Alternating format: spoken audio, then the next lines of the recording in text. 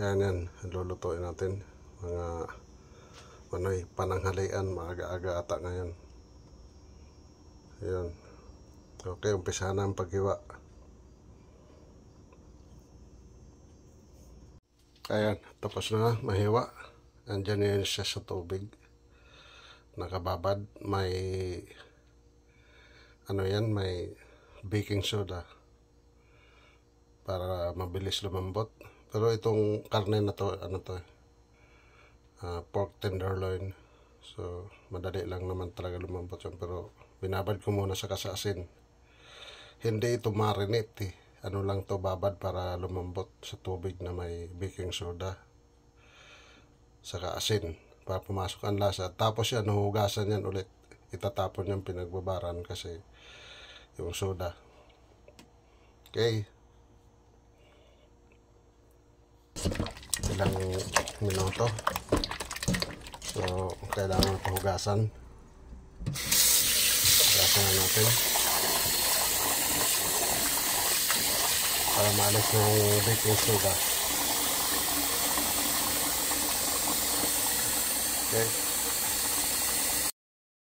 Ang luto nga pala nito ay pork. Aboy na kares. Kung pwede sa inyo. So, gigisa na tayo ng sibuyas, bawang.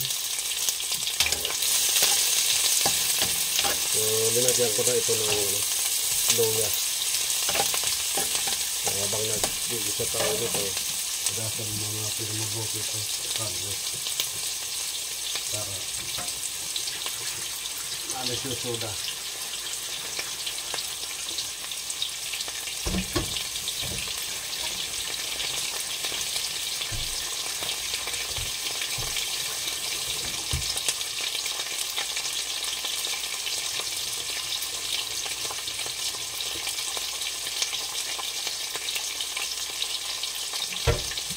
Nakatulog pagkalambot yung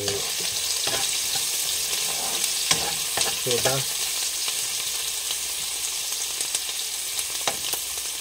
So, konti lang naman. Isang lang. Yung maliit na pagsaraan ng tawag doon. Okay na yung sibuyas bahawin natin. Ito malalaki lang hiwa ko dito.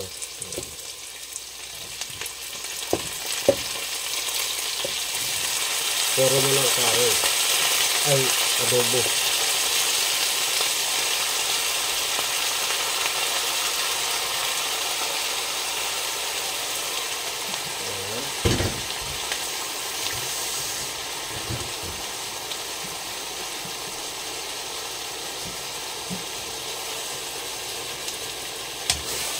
Gusto lang muna natin ito. Tapos pag medyo okay na yung kulay niyan, nawala na yung kulay, ako na ilalagay yung karay para mag-isa rin. Pag nag-ano nga pala ito, nagluto ng karay, may turmeric, dagdag kulay, yellow.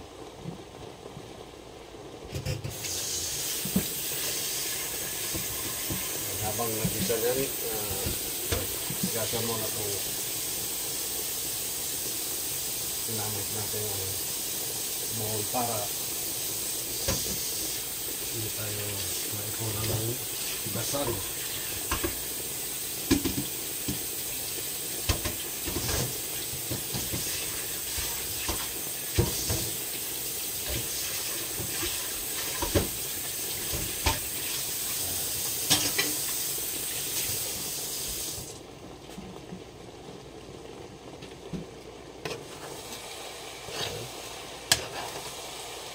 Papalit ko siya ng kulay.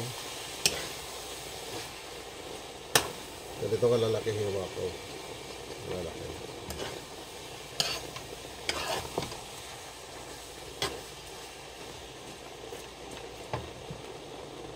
Ayun, wala naman kayo sariwang loya.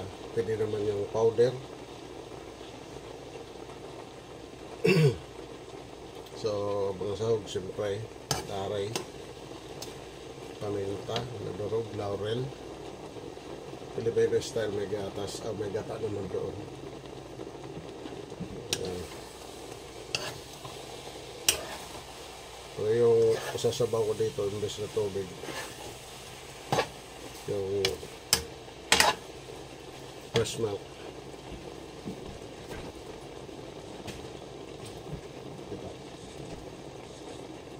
Fresh milk.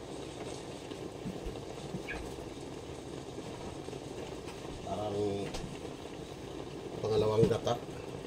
Ayan. So, okay. Nagpalit din siya ng kulay. Lalagyan na natin itong laurel. Dalawa lang. Masyado matapang ang laurel. Tapos paminta. Filipino style to, hindi yung kagaya yung madalas mong gawin na Indian style.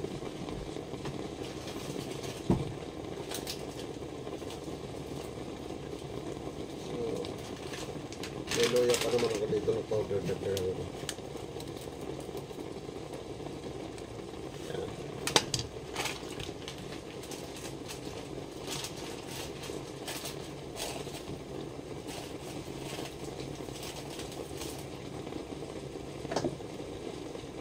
tapos yung kare.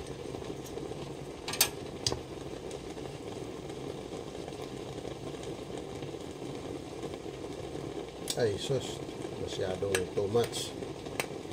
Ayan, nice.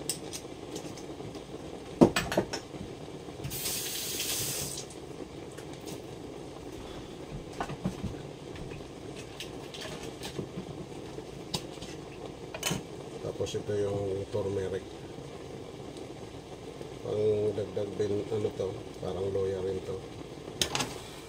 Loya nga pala yan. Kaso dilaw. So yan yan.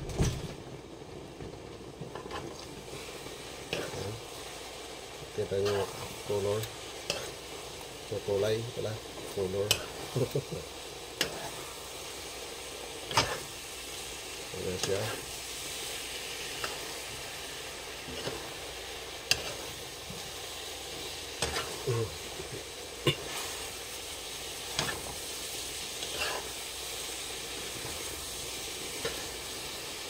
Yung gata kasi dito sa lata, so bali tutulungan natin ang kulay ng gatas.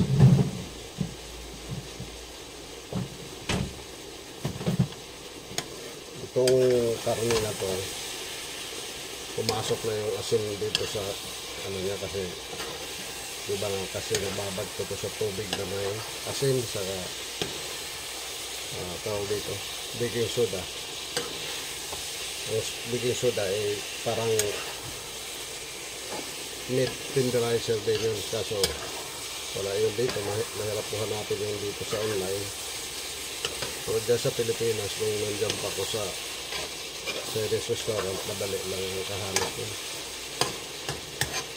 Bale yung ano yun, yung maraming klase may, pero ang madalas na gamitin yung ano, adult. Ayan, yung mantika na. So gisa lang muna, huwag muna maglalagay ng sauce. Ayan, nakikita nyo lang mausok.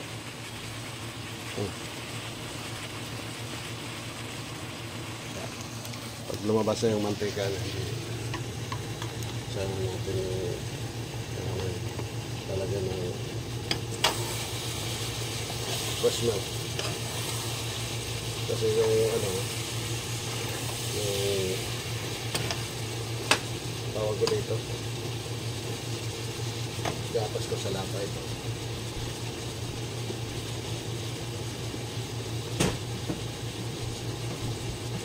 Ito.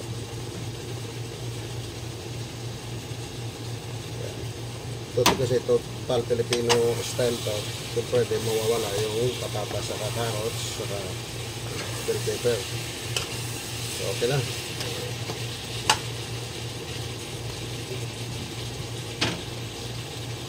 Lagyan ko na ng gata. So, fresh milk. Hindi naman masyadong marami yung tama lang lulutuin natin siya dyan. Kadalasan magtutubig pa naman.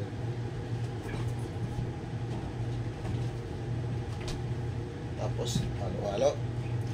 Takpan.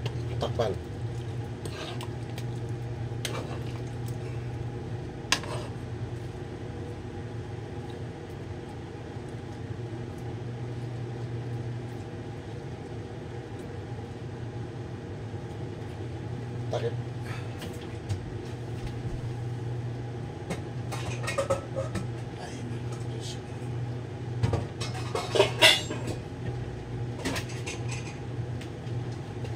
Tapos siyempre pag gumulo na, yung malakas ang kulo, bali hinaan na. Ang baboy is halos 1 oras lang nung luto na, so 45 minutes lang.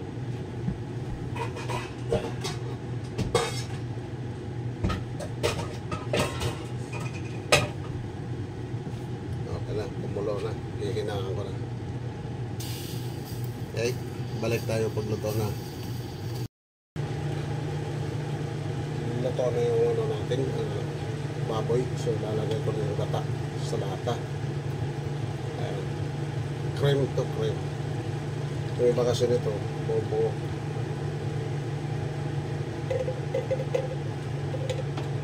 Yung tubig. Yung lingat sa kasi pagkawas mo. Nasusugat yung papel. Ayaw nakapasok mo. So, ganito magiging itsura natin.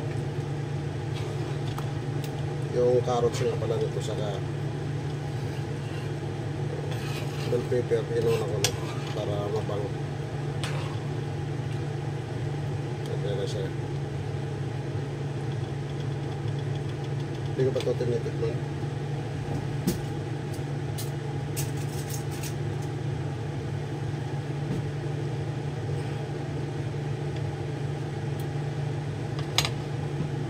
So, nasa ito kung anong gusto nyo, maalat o ano. So, kulang ng kunting asin na kasi may lasa na yan din sa karne. Malapot siya.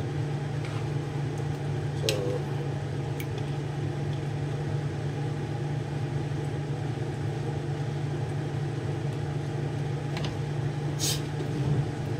maglalagay tayo ng masarap.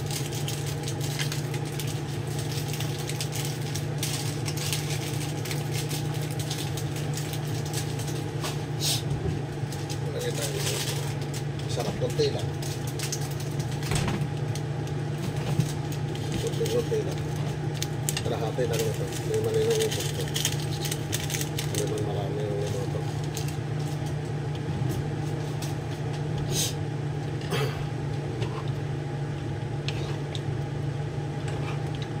So ito na siya. Wala akong green na bell pepper. Kaya hindi magandang kulay. Okay lang. Malapot siya, oh.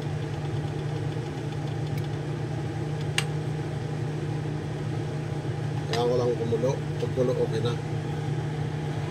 Eh, ito naman pwede lutuin ng mabuti yung gata. Inin lang yan. Yan.